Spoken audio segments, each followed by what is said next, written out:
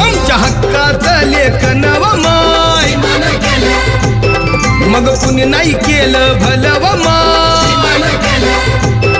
अग दिल्लीचं दालन फुलं व माय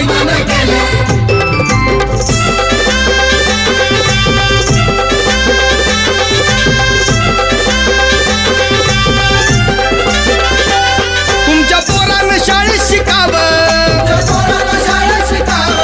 आशाला जारीला मुकावं